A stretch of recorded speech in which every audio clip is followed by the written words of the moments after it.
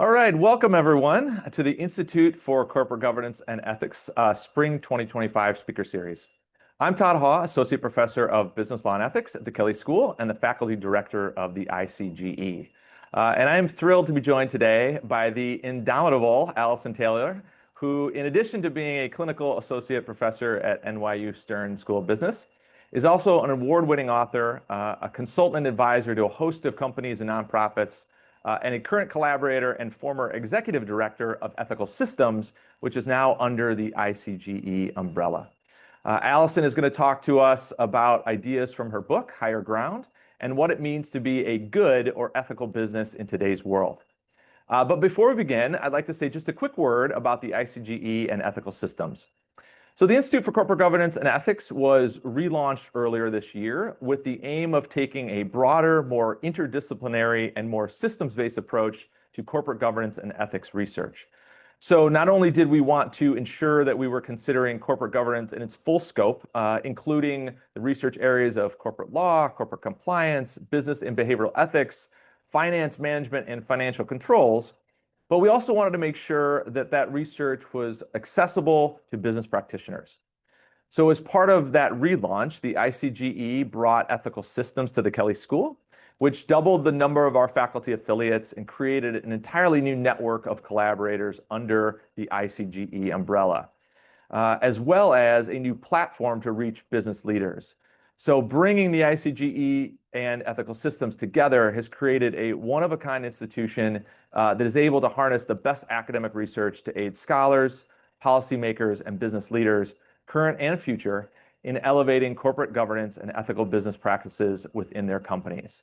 And so this speaker series is just one of the ways that we're doing that. Another is our first governance and compliance roundtable that will be taking place next week in Indianapolis, which is going to bring together academic and industry leaders to learn from one another, centered around the topics of governance, law, risk, and compliance.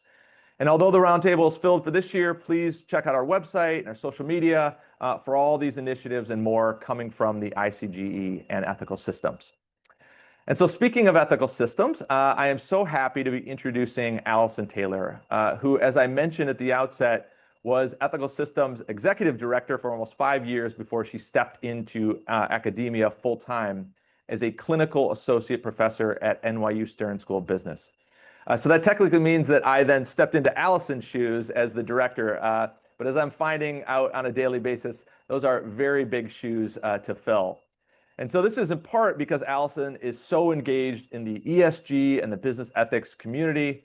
In fact, one of the reasons she sort of stepped away from Ethical Systems directorship was because she had so many other things going on. That includes being a member of Unilever's Sustainability Advisory Council, being a sustainability advisor at KKR and the Pictet Group, being a senior advisor to CEO advisory firm Enlighten, and being a senior advisor at sustainability nonprofit BSR. In addition to all that, Alison is the author, the award-winning author, I should note, of Higher Ground, How Business Can Do the Right Thing in a Turbulent World. The book, which has been called a fresh, realistic guide to help companies navigate the new ethical challenges and risks in a volatile global landscape, has garnered accolades from academics and practitioners alike, everyone from Leo Strine to Ed Freeman to Klaus Moosmeyer to Adam Grant. And I'll add my name to that list. One of the many things that I love about the book, and so much of what Alison does in her speaking and writing, is how she takes a truly sort of systems-based approach to the puzzle of business ethics in today's terribly, terribly complex world, and then provides actionable, often blunt advice for corporate leaders. That's an approach that aligns very well with the mission of the ICGE and Ethical Systems. And so we're thrilled to have Alison here to talk about the book and a lot of other things, and as our final speaker of the spring series. Alison, the floor is yours. Todd, thank you for that wonderful introduction. And it's just, I would like to just start by saying it's so inspiring and wonderful to see the new life that you're bringing to Ethical Systems and its more integrated future. So I feel very proud to watch what's going on. I'm going to try now to share my screen. And then, hold on one second. Can you confirm that is the full slide? We can see it perfectly. Thank you. Beautiful. So as you can see, I'm going to talk for around 40 minutes. I will try to pause regularly. And the topic is leadership ethics and culture in what I think we can all agree is a turbulent, polarized, and transparent world. Or maybe a simpler way to put this is, what does it mean to be a good business in 2025? And I think the first thing we can say right up front is that this is a world, this is a territory where, as in The Princess Bride a long time ago, there are a lot of people using weird jargon in very, very weird ways. So whether we are talking about ethics or values or sustainability or DEI or purpose, I would argue right up front that confounding and perhaps alienating jargon is a feature, not a bug, of this entire landscape. There are always a lot of people out there on my social media feed arguing that if we just come up with a new name for what we're doing, rational sustainability has been one floating around recently, that all the controversy will go away. I would absolutely counter that. I would say the issue is not the terminology. The issue is that we are having a very, very high stakes proxy conversation about the role that we would like business to have in society. And then right now at this moment, I'm talking to a lot of companies who are in the process of trying to reframe and recalibrate what they're doing. There's a lot of control F on DEI. There's a lot of removal of these terms of people's websites. And I think really a sense that even if you were to go to the average person and say, do you believe companies should be environmentally and socially responsible and well-governed, people would generally agree with that. But people have a negative reaction to the term ESG. At the same time, if you ask people if they believe in diversity, most people would say yes. But DEI has obtained this kind of toxic, bureaucratic kind of sense as a three-letter acronym. So the landscape, I think, is already confusing and confounding, even with the best will in the world. And another thing that we could argue, and that I would argue, is that it's never been such a difficult time to run a business. When I talk to CEOs, the impression I get is like the illustration on this slide. And you can see a headline from Bloomberg, actually from last year, that says, tomorrow's leaders face a world where any move will be reviled by somebody. And I think that is one of the things that is such a struggle for today's leaders. We have all been brought up, if you are a certain age, of thinking that there is a neutral middle ground that you can go to. And one of the problems is, right, that neutral middle ground has become a quicksand. In fact, when I talk to my students, they don't really believe that neutrality is possible for today's corporations. And they don't even remember a time when we talked about things that way. So a neat way to express the current situation is that stakeholder expectations of business are in many ways higher than they've ever been. We expect and want corporations or demand corporations on a regular basis solve huge systemic challenges like climate change, like inequality. So we expect companies to take on more and more social, environmental, and contextual issues than we ever did in the past. At the same time, we trust them less and less to deliver.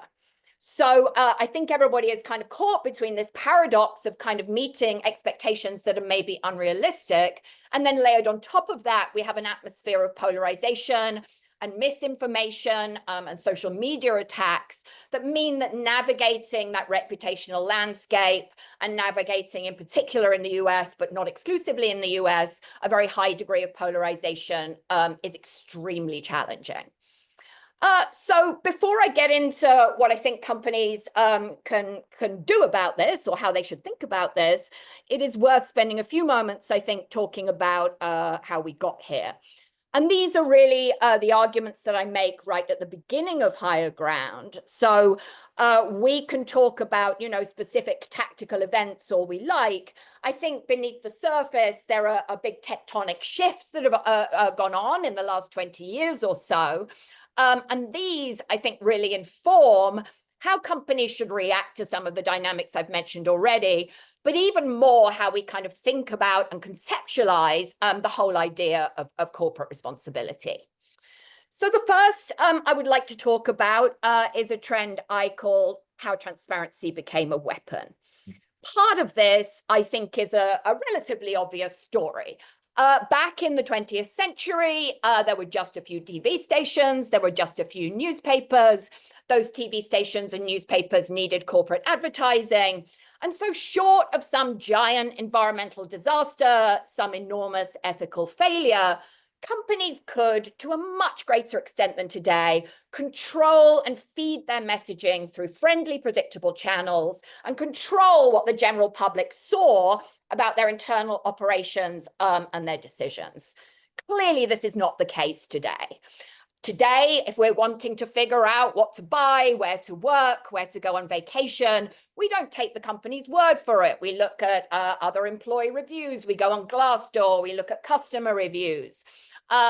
We trust a company's word less and less. So in a very, very meaningful sense, I think this explains in itself the rise of stakeholder capitalism and these ideas of sustainability.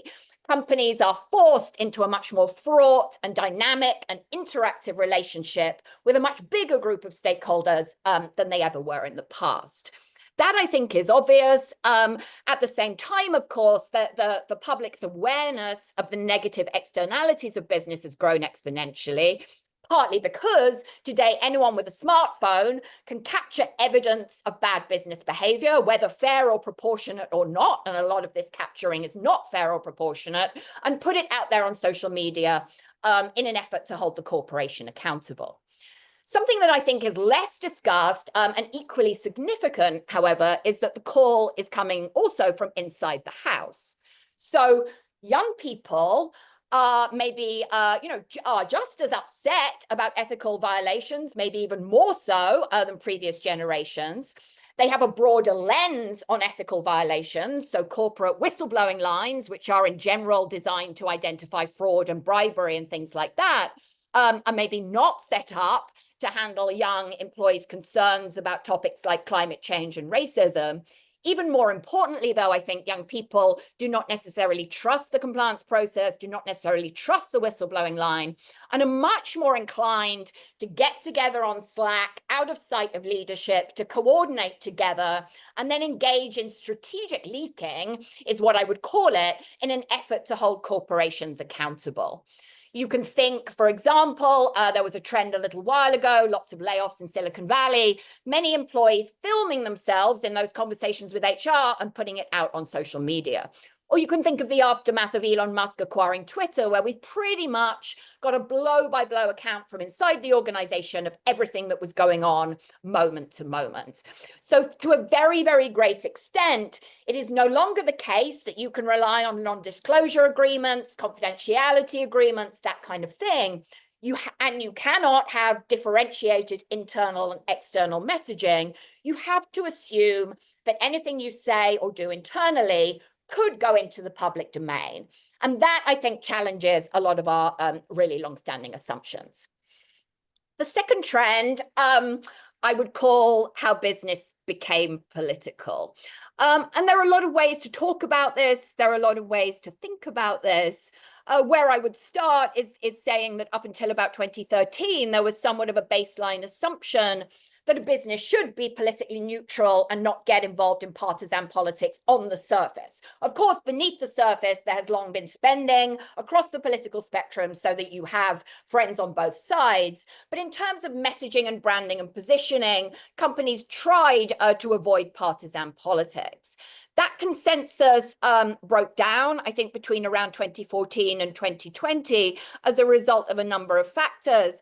And companies got drawn into what was first called CEO activism and then employee activism.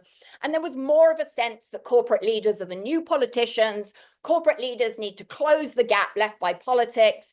Only corporations have the size and scale to solve the kind of systemic challenges that we are facing. And so we saw American businesses getting drawn into questions, for example, of police murders. One of the reasons the world has changed is that there was a murder of a teenager, Michael Brown, in 2014 in Ferguson. That was the beginning of Black Lives Matter. Corporations did not get engaged at all at that stage. Whereas by 2020, of course, we all remember the aftermath of George Floyd's murder. And then there was a lot of pressure on corporations tied to sanctions over Russia, of course, and a lot of speaking up on that basis, a lot of framing what companies were doing in terms of ethics. Since then, of course, many developments that are much more polarized and much more inconvenient for American businesses. So most obviously the Middle East conflict, which I think has embroiled a lot of companies in very intense internal conflict over taking stands on that issue. And then questions like exposure to China are also simmering beneath the surface. So I think we can talk about the specifics, all of which are on this slide, but I think the kind of bigger tectonic shift is that in general, globally, and this is pretty much true no matter where you are, whether you are in a democracy or an authoritarian country, whether you are in a developed or developing country, you don't necessarily trust the government to provide social services, to act in your interests. You don't trust that your children will be better off than you were. And so I think that kind of lack of faith in policy and governments to solve wider systemic challenges has, to a very great extent, kicked back onto business. And to some degree, business is culpable for this. To another degree, this is very convenient for many governments to put these kind of responsibilities on corporations. And then many of corporations have, at least rhetorically, taken on a lot of this responsibility in a way that I think over the long term is proving quite unsustainable. And then the third trend I would talk about is what I would call how the professional became personal. So I think there has been an expansion in terms of how we see work in our lives. What I hear in the classroom still in 2025 is, I need to have a career aligned with my values. I need to have meaning. I need to have purpose. I need to work somewhere where leaders are making decisions that reflect my values and really speak up for me on questions of the day. So there is a sense, for example, that a corporate leader, a CEO, should represent you on the political stage. And what I really often hear in the classroom is to a great extent, that is a way for young people to feel that they can have more agency over the political process. So for better or worse, I tend to hear, what's the point in voting? That's not going to change anything. But I could go and get a job, or I could pressure a brand, and that will have a much more dramatic impact. So I think that idea of the corporation and your work and your role as a vehicle for impact and meaning is relatively new. It's certainly not what I thought when I was young. And then I think there is another kind of trend here as well, which is really epitomized by that pithy phrase, bring your whole self to work. But what here is going on, I think, is an expectation that it's not your job to adapt to the corporation's norms, the corporation's messaging, but more that the corporation should adapt to you, should accommodate your need for flexibility, but your need to to have your burnout accommodated, or that it is your boss's job to take care of your mental and physical well-being. So you can see a headline on this slide from HBR a year or two ago called "Helping an Employee in Distress," where the authors argue that managers need to be able to provide basic cognitive behavioral therapy to young employees on the fly. I certainly understand why that article was written. The mental health statistics for younger generations are pretty disturbing. But I think we really need to question the idea that it is a good idea for your manager, the same person who is responsible for your pay rise and performance and whether you keep your job, should also be acting as a therapist. So I think much more expansive kind of whole person view of the working world that is maybe, or definitely, drawing managers into a lot of dilemmas about how they get work done and goals met, when there is this expectation that you accommodate the individual needs and values of everybody on your team. So I will pause very briefly and just see if any questions have arisen in the chat before I move on with my argument. Yeah, thanks, Alison. And that, just a reminder, if people want to use the Q&A, that's the best way to get questions to us. I'm going to ask one quick one, and then we have one that's already come in. So, all right, so this idea of bring your whole self to work is something that I think is maybe foreign to people of a certain age. Okay, so if I talk to my wife, the idea of bringing our whole selves to work is kind of hilarious, right? We want the opposite in some ways. We want a demarcation between work and personal life, but clearly that isn't the case with younger workers and people that you and I are seeing in the classroom. How does a CEO, whether they're predisposed to be kind of a, outspoken activist type CEO, or how does a company deal with that push from the inside, which what I know is going to be your advice, which is don't step outside your lane as much, company. Like how does a company deal with that tension? I mean, I think you've kind of got to get it on the table up front.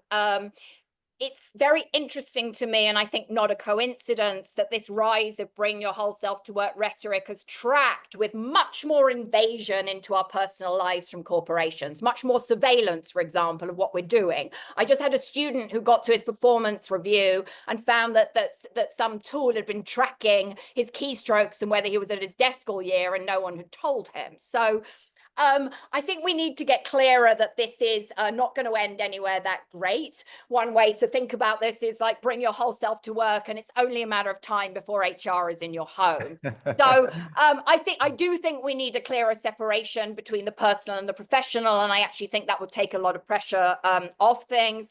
I also think managers need to push back a little bit and say, I will manage for the good of the team. So yes, I can give you time off, for burnout and because you're feeling exhausted, but let's be clear, that means someone else is going to have to pick up your workload. So let's be fair. Let's think about the good of the team and the good of the collective, understanding that it's impossible for any corporation or any manager to adapt to everybody's individual needs and values. So, and I think if you say that, and also put maybe some of these challenges back to people in the team and say, well, if you think this is a problem, how would you go around solving it? That might also create less of an us versus them dynamic. Yeah. I'll just Bruce just chimed in with a question. Doesn't bringing your whole self to work make you much more vulnerable if you are ever made redundant? Which is sort of an interesting way to take it, to look at this. Let me pick up one quick question by Jim, and this is sort of touching on what we're talking about. What are your general recommendations, Alison, for quote unquote progressive entities to back off from pro-social activities, many for branding and marketing purposes, without alienating a good portion of its customer base? But I would also imagine that also includes, its employee base as well. Such a wonderful question. And I'm involved in this work right now, working with a few organizations that, yes, have taken a very activist, progressive stance, particularly the period 20 to 2022, and are now really sort of drowning in expectations they can't possibly fulfill, most obviously, but not exclusively, over Israel and Palestine. And so I think there has been a bit of a tendency, we speak up because everybody else is speaking up. We speak up because our stakeholders expect us to speak up. I think there needs to be much more rigorous consideration of exposure, leverage, and overall, and most importantly, legitimacy. If you do not operate in the Middle East, you do not really have any legitimate form of influence. It is not clear that boycotting specific organizations or individuals in the region is going to achieve the political goals you would seek to achieve. And so that is just one example, I think, of where we need to have a more systemically focused conversation about the legitimate role of the corporation and how it can exercise influence over a very fraught political process, and to just really get that on the table. Because I think there's a lot of knee-jerk kind of expectation and well-meaning pressure on corporations to take stands and take positions in a way that maybe does not fully consider the second-order consequences of those positions on other actors. So this can be very, very well-intentioned, and indeed it is almost certainly always well-intentioned, but it raises a lot of questions. You spoke up on this. What about this? What about this? What about this? And I think it gets impossible, and most importantly, it takes corporations to a place where they cannot have a legitimate role. Yeah, and I'll just say we'll let you continue, but I think the book is so good, and here's my very sort of dog-eared and highlighted copy of really kind of laying out steps that companies or leaders can think about in order to make those decisions. So that's one of its many strengths. Okay, all right, please continue. Although I'm sure there'll be lots of questions coming in. Perfect. Okay, so in this reality, right, that I've described, where corporations face much more transparency, there is much more demand to get engaged and involved with what used to be considered external contextual issues, like politics, like social and environmental risk and impact. And then in this world where there is all this kind of meaning and demand loaded onto work, then in this reality, culture becomes a key source of strategic advantage or indeed disadvantage. So people, I'm sure, on the line are familiar with a chart like this, which describes a shift in how corporations create value. So back in the 20th century, if you were running a business, to a very great extent, your corporate valuation was based on physical, tangible assets, things you can see and touch and feel. So in that world, maybe you invent a product, you manufacture the product, you ship the product, you realize the returns. Your corporate valuation is based on buildings, equipment, cash, bonds, machinery, land, that kind of thing. Fast forward to 2020, and according to this chart, the figures are debated, but people agree it's a majority. This chart argues as much as 90% now of corporate value is based on intangible assets. Part of this, of course, is the shift away from things like oil and gas and manufacturing and to the rise of tech, but it affects all companies. A far greater proportion of corporate value is now based on things you cannot see and touch and feel. Patents, IP, R&D, brand value, software, network effects, ultimately stakeholder perceptions and stakeholder trust. So I'll give you an example. Mattel, a company that does make physical products, makes plastic toys, genuinely hard to value Mattel after the success of Barbie, because that has a significant impact on this company's intangible value. So there's been this shift from tangible to intangible value, but more broadly, I would argue there has been a shift in corporate life from the tangible to the intangible. So most obviously, right, the physical and time boundaries around our working lives have dissolved. We don't necessarily go to the same building every day, 9 to 5, and sit in the same rooms looking at each other. That has not been the case for a long time. The time boundaries around our working lives have also greatly dissolved. We don't switch off our phones at 5 o'clock and switch them back on at 9 a.m. the next morning. Microsoft, in fact, did a study where they found that many of us are logging off at 5 p.m., going home, feeding our children, putting them to bed, and then going back online at 9 or 10 p.m. to finish our work. So they saw this kind of productivity spike late at night. So we no longer are in the same place and on the same time zone doing our work. Information boundaries, though, also around the corporation have dissolved. I've spoken about this already, but confidentiality is no longer assured. Legal agreements can't be relied on. You need to assume that anything you say or do internally could become public knowledge. I think status boundaries have shifted. We started talking about this a little bit in terms of young people's expectations to be nurtured and mentored and looked after and not necessarily told what to do and bossed about.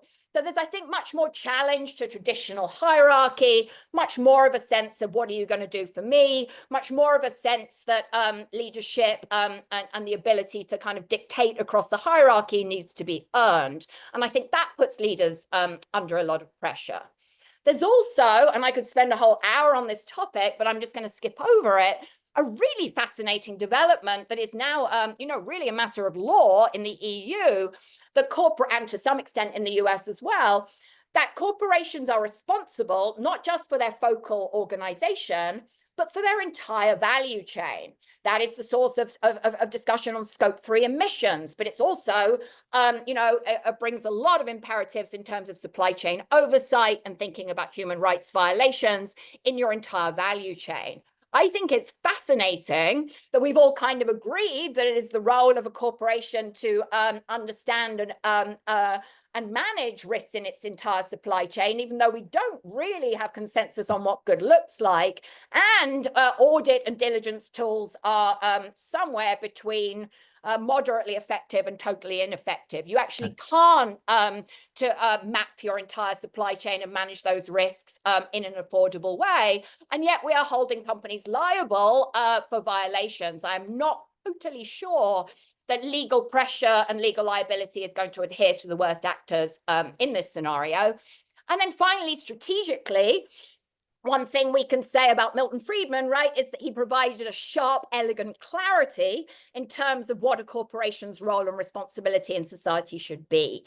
As that has dissolved, we're in a much more contentious conversation about the strategic boundaries around the organization, simply expressed by the phrase stakeholder capitalism.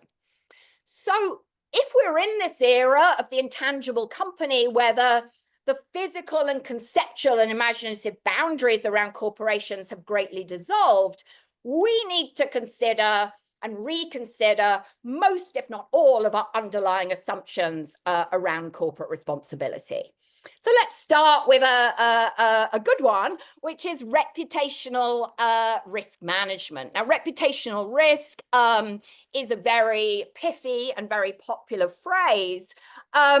There are a couple of quotes on this slide, and just to be clear, because I know this is a corporate governance audience, my goal here is to not get involved in an intricate debate about fiduciary duty and what fiduciary duty is and isn't. My goal is to talk about the kind of underlying assumptions that these legal frameworks have brought into the business. Something can be a legal framework without becoming an all-consuming metaphor. But in some sense, I think this very narrow framing of fiduciary duty and this idea that the role of the corporation is to deflect the perceptions of stakeholders is really, really embedded. So let's look at this quote on the top left of the slide from a Columbia law professor. And he says, do boards owe a fiduciary duty to stakeholders? This is a legal contradiction in terms. By definition, a fiduciary owes a duty of undivided loyalty to his beneficiaries. One cannot owe such a duty to natural adversaries. So that is an argument that stakeholders, and to be clear, that is your customers, employees, suppliers, and investors, are natural adversaries to the interests of the corporation. Similarly, on the right of the slide, we can see a quote from Charles von Braun, who invented the notion of reputational risk in the 90s. He says, similarly, a company's reputational capital is the value of the company that is at stake in interaction with stakeholders. So the idea here is we deflect the threat of stakeholder perceptions with neat joined up messaging, and that is how we defend shareholder value. But in a world where those defense mechanisms don't work anymore, we really need, I think, I would argue, to shift from reputational risk management to building stakeholder trust. And I don't think those things are directly equivalent at all. So more broadly, right, I would argue that responsible business is thought of implicitly as a defense mechanism. If we think about compliance, it is maybe not the best compliance programs, but many compliance programs are saying we've got policies, procedures, a whistleblowing line, oversight, third-party due diligence.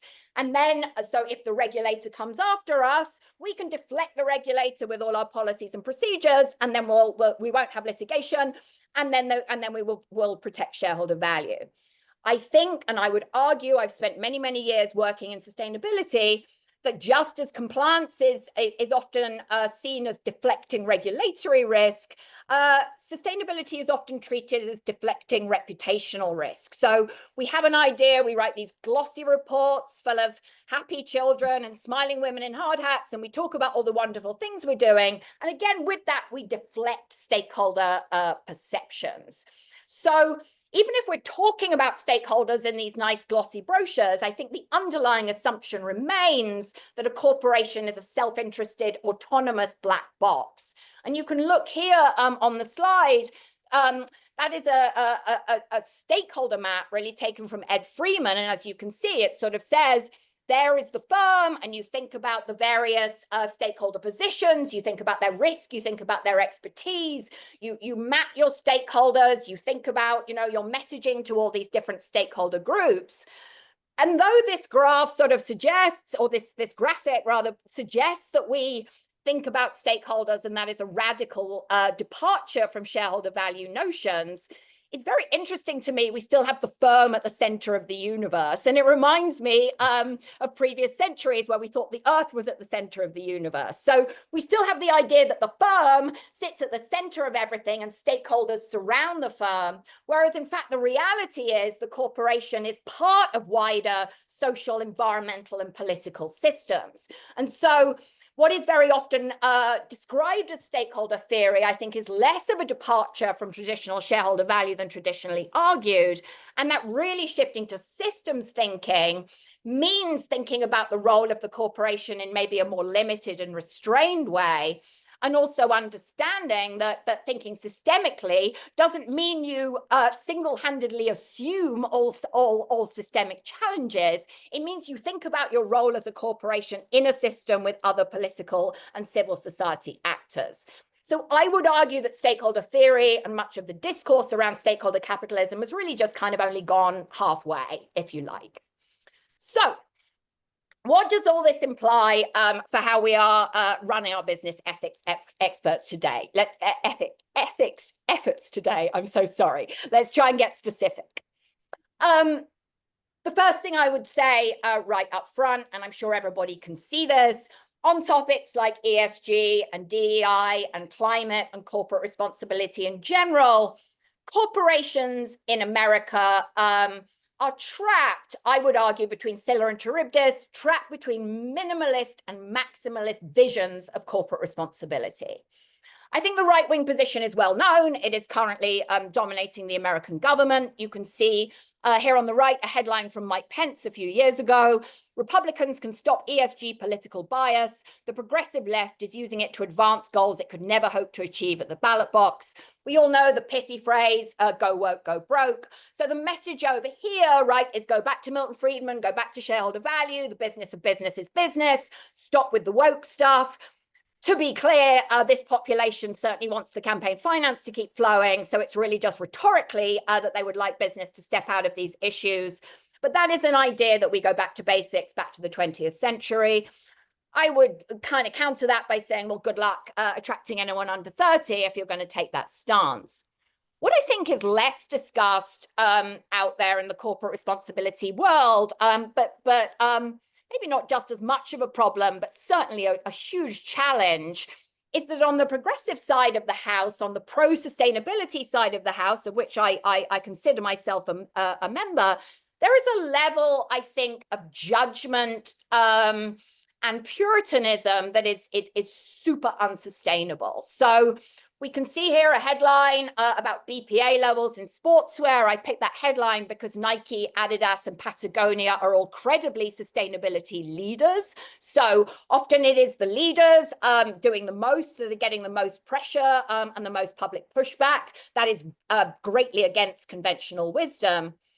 Even more, I think, relevant is this EY report of a few years ago called Enough.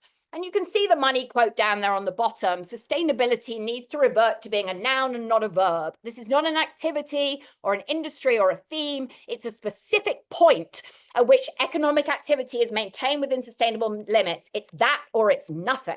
And so that is a very, very fundamentalist view of what is sustainability, what it takes to be a sustainable company, that I think is unachievable. We need to, I think, work with the economic system as it is, and we need to drive improvement. And it's quite difficult to do that because if you are a company saying we're improving this, we're working on that, there will be immediately a chorus of voices saying, what about this? What about this? What about this? And you're just a total hypocrite. So companies, I think, are trapped between these two visions and need to find a path forward that is neither do everything all at once perfectly or stop doing anything at all. We need to find a path through the rock and the hard place to something more focused and restrained and credible.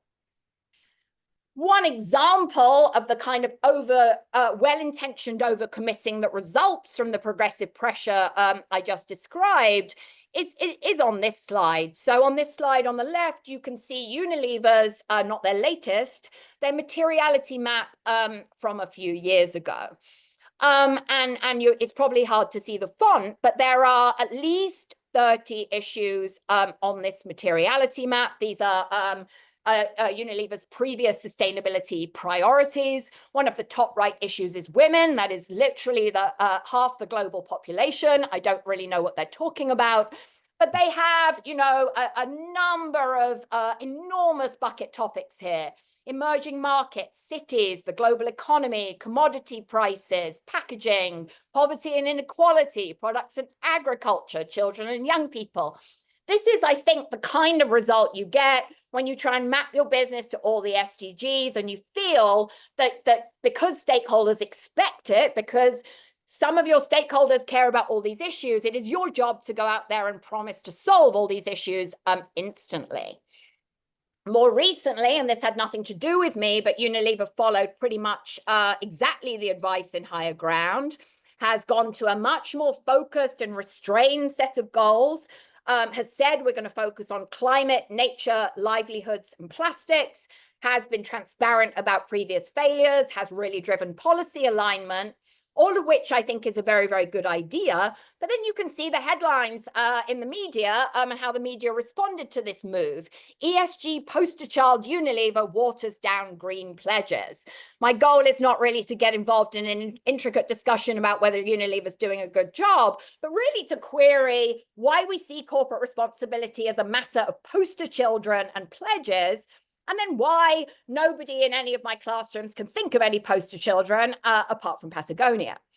So I think there has been this kind of rash of overpromising, this sense that if any of your stakeholders care about this thing, you need to instantly solve this thing. And that has got companies drawn into polarization and backlash. And now everybody is trying to back out of this situation. Another kind of, I think, really important aspect here and of the sustainability and corporate responsibility discourse is it's been conventional wisdom from advisors to say, you just do the right thing, you have the programs, you write the reports, and that will help you protect yourself from reputational risk. In fact, if you look at activist campaigns and you look at how the media treats corporations, certainly it is true that the media and activists, attack oil and gas firms and tobacco firms. They also attack the highest performers. We can think of the campaign against Starbucks over unionization. Union busting, nothing uncommon in corporate America. And then objectively, according to Just Capital, Starbucks has some of the best treatment of its employees and workers in the restaurant sector. If we think about diversity, benefits, pay, working conditions, and so on, you sure wouldn't know that from the headlines. But if you are an activist trying to change worker rights in the US, it makes much more sense to attack Starbucks than a private equity-owned firm like Dunkin' Donuts. Starbucks is much more likely to move. And if what you're doing is trying to affect the entire sector, then it makes sense to attack the leaders and not just the laggards, which is fine if we understand this. It's fine if we understand that reputational risk is just as much of a funhouse mirror as a linear accountability mechanism. I don't think this is widely understood. And then, I think all of this really came home to me when I saw Patagonia, the ultimate sustainability poster child, hand over ownership of Patagonia to a charity. It took a few minutes on my social media feed, and here you can see a news headline. That's just tax avoidance. They haven't given employees a stake. Their business model is still based on plastic. Just to be clear, there is nothing you can do to deflect these criticisms. So being more focused and restrained, I think, is a good idea. On this slide is an absolutely, I think, fascinating chart from Just Capital from last December. It asked Americans what Americans want from business. As you can probably immediately see, even if you can't see the font, the green topics, climate change and environmental sustainability, are right at the bottom of this list. Does this mean Americans don't care about environmental sustainability? I don't think so.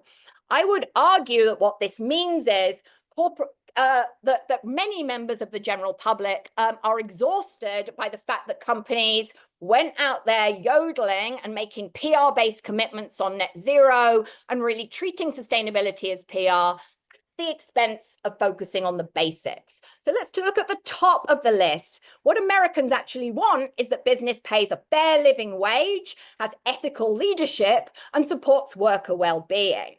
So not to say that sustainability is not important, but I think if you don't get that basic in place of treating people with dignity and respect, then anything else you do is just going to drive cynicism. And really interesting shifts actually happening here in business. KKR, a firm I work with, starting to give a lot more employees ownership in the stakes of companies when they divest. Chobani as well, another company I mentioned in the book. So I think that grounding of everything you're doing in human impact and your impact on human beings is one of the ways we need to recalibrate and reframe the corporate responsibility conversation. To get super tactical, and I know I'm running out of time, what is going on at the moment is really kind of covered on this slide. We've got a lot of companies, I think, for very, very good and understandable reasons, a little frozen like rabbits in headlights, trying to take down their commitments, trying to keep below the radar, trying to avoid retaliation. I think we are starting to see, and Target is the most obvious example of a company that I think has been pretty heavily punished by its customers for backing down on DEI. But, and I forgive me, everybody, I do not mean this to be partisan commentary. What we are, I think, starting to see, both in terms of law firms and universities, is that actually placating the demands is not bringing you the upside that you might think. So Colombia, for example, gave in to the government's demands very, very fast, but that did not reduce Colombia being targeted. So we have a situation, I think, where kind of conventional wisdom about how you manage your risk is not really working. Sometimes we need to steer into the skid, and we need a lot more, I think, collective action and framing and focusing on the basics. So I'm not sure that conventional ways to manage risk and to think about these topics are working anymore right now with the firms that I am talking to. So the final point I would make, really, I think about where we need to go, and it gets back to the beginning, which is really talking about transparency, is that a lot of the discourse around transparency says, we need to give a curated account of all the wonderful things we're doing, and then investors and other activists and stakeholders are going to score and rank our efforts and hold us accountable. And so if we're saying that that transparency and our disclosures are going to be judged and are going to affect our corporate performance, I don't think we should be surprised that what we get is something that feels very inauthentic and feels very overly perfect. I would make the argument that with everybody overpromising, with everybody projecting perfection, that actually being more authentic about the complexity, actually trying to reframe and be clear about what you can influence and the limits of that influence may be less risky and less dangerous than you think. I will not provide the specific examples because I know I'm running out of time, but very, very happy to take any questions on this when I close. So, are we, or maybe I should say we are, I think, at the beginning of a new era for corporate responsibility. So moving from overpromising and big commitments to acknowledging systemic challenges, which does not mean taking them all on. It means picking your battles and becoming more aware of your role as an actor in these wider systems. We're moving from treating responsibility as marketing, or more recently, reporting and compliance, to a strategic focus on the issues that matter. We're moving from alienating jargon, overcommitments, toxic three-letter acronyms, to clear language people can understand.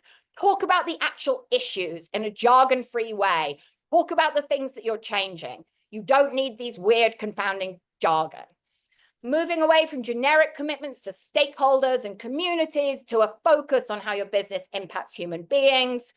moving from defensive messaging in a vacuum to integrated decisions across internal functions, and moving between misalignment between your public positions and your policy engagement to closing the gap between what you say and what you do. I think we're seeing a new paradigm start to emerge. There are lots of very difficult and inconvenient questions left hanging, but I do think we need a new frame and a new conversation. And the companies that I work with are more than ready to drive that conversation. So I'm going to stop sharing and see if anyone has any questions. Great. Thank you so much, Alison. I'm going to pick up on a couple a line of questions here that's come in related to competitiveness and kind of this, Friedman approach. So I'll give you these in succession here. One asks, this is from Bruce, isn't at least part of the problem that businesses are experiencing a much more competitive environment, which is generating ever greater pressures on individuals in it? Okay, so that's kind of one vein of thought here. And then there's two questions that ask a little bit about, okay, if we're thinking about managing, stakeholder trade-offs, is the Friedman approach, because it is clear and straightforward, the way to go? And if it's not, like, how do we avoid it, I guess? And there's two sort of different questions on different paths there. So maybe you could address all three of those together. I think, sorry, remind me of the first question again. Yeah, just about competitiveness. Is competitive pressure yes. on, yeah.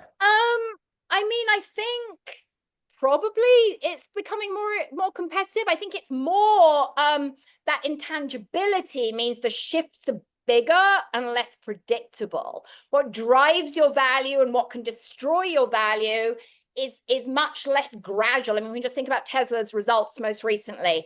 Super example of how important intangible value is. So yes, probably more competitive, but more unpredictable and more intangible, which to me makes the argument that you focus on stakeholder trust, not shareholder value, to pick up on the second point. Now, the shareholder stakeholder conversation is a very long conversation. We can argue it's a false dichotomy. Things like the universal owner thesis and all this kind of moves to more shareholder accountability. There's an argument that if we just had more rigorous shareholder accountability, we wouldn't need all this stakeholder stuff. Another argument would be like, does any business really in reality ignore its employees and customers when it makes decisions? Shareholder value is hopefully the outcome of other good decisions. So I would take the point that if you start to think about balancing stakeholder interests, which is what the Business Roundtable committed to, you're going to become overwhelmed and incoherent pretty quickly. What I think you need to do is find the material contextual issues that both are very, very important to business value creation and are very important to how you impact stakeholders, and focus on those issues, just 1 to 3 of those issues, and try to address those issues rather than ticking the box on 40 things. So this is about materiality. It's also about not over-promising, and it's really about exploring that intersection between shareholder value and stakeholder value. Yeah, and can I paraphrase you? I believe in the book you say sort of like three big issues, right? And how do we? So the idea is sort of go deeper and really understand what the impact of the issues that you're choosing, or the issues that impact your stakeholders, as opposed to the Unilever earlier approach, which is sort of everything against the wall. Yeah. Let me. I'll ask a quick question here, sort of two related. Jim is asking. So you have a company that maybe has overpromised or taken this broader approach. How do you back off from these overbroad promises, or arguably overbroad promises? What's the best way or best path forward for a company to do that? And then maybe a related one is, well, what if you have a stakeholder, for example, that has a really important issue that you think is important, but it just doesn't hit your sort of materiality framework? Do we ignore it? How do we make those trade-offs as company leaders? So, the first question, I think you've got to have a very honest reframe. You've got to have a conversation with your employees. I think just kind of push people a little bit on this question of, you may feel very passionately about this issue, this election, this conflict. Yeah. Let's kind of get clear. We're not just saying we have no responsibility for the external context, but let's also think about, as a private actor in whatever industry, whatever profile, what is our legitimate role in engaging on whatever this issue is? So thinking really directly about your leverage, thinking really directly about your legitimacy, and trying to get a paradigm together that is much clearer on that. And then, I've never met a company or worked with a company of any size that can meaningfully prioritize more than 2 or 3 things. And we're not even talking about core strategy here. We're talking about how you account for the external context. So you want to tie that accounting for the external context to your core strategy. You want to get clear on whether your ESG issues present you with risks, opportunities, or their impacts, where you need ethical guardrails, whether they're all 3. I think there's a tendency to have like this big bucket of stuff that no one knows what to do with. No one knows how to integrate it, or how it gets baked into the kind of traditional assumptions of the corporation. So you're not going to get very far if you try and do that with 40 things. You might get somewhere if you try and do it with 1 or 2 things. Another kind of way you might think about this, because I'm certainly not saying you abandon, responsibility on everything else, is you play offense and you play defense. So you play offense, you make this your brand, your message, what you're all about, what you're trying to change. You have clarity over that. That's not ESG. That's whatever the issue is that you pick. On everything else, you report, you manage it with your ethics program, you disclose, but you're not trying to, unilaterally solve world hunger while making a profit. Yeah. We have a couple minutes, and I not a whole lot of time, unfortunately. I know this conversation could go on for a long time because there's a lot of questions. But I thought maybe we'd use an example that's a little near and dear to my lawyer heart here. Have you, if you've been following the law firm's response to executive orders, how do you see that as either, as a microcosm of these issues? What have firms done well? What have they done poorly? What are your thoughts? I mean, the rule of law is a material issue to a law firm, at risk of stating the blindingly obvious. At risk of stating the blindingly obvious as well.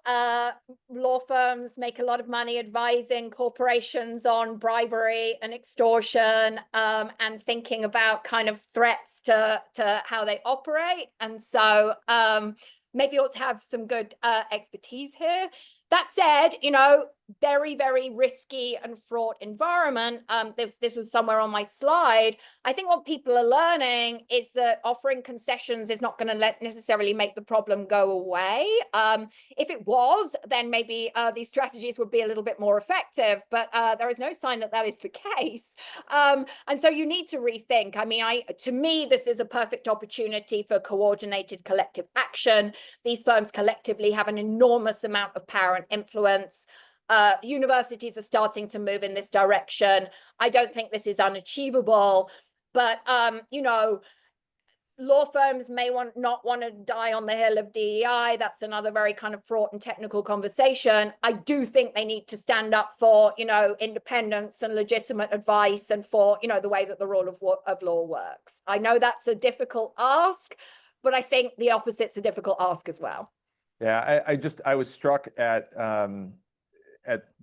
the notion of, law firms in some ways are the ultimate black box, right? Yes. But here you have young associates really pushing the envelope with the conversation now, and really challenging some of the leadership of these firms. So it really struck me as, talking about kind of your earlier slides. Right. And it's been conventional wisdom for a few years to say employee activism's dead. That was a kind of 2021 thing.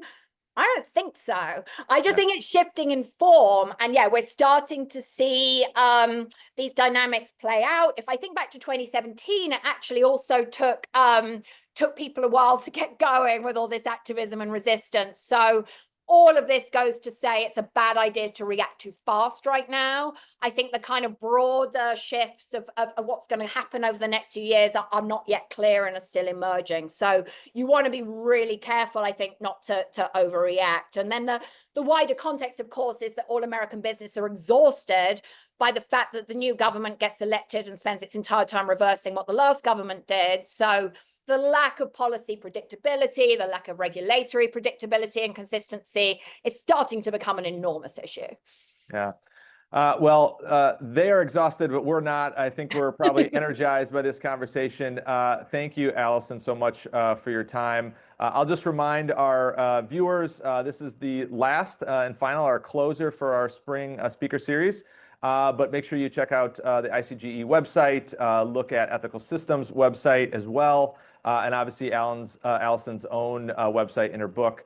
But we'll pick up here next semester, and thank you all for your time and attention. Have a good rest of your day. Thanks so much. Thanks, Alison. Bye-bye.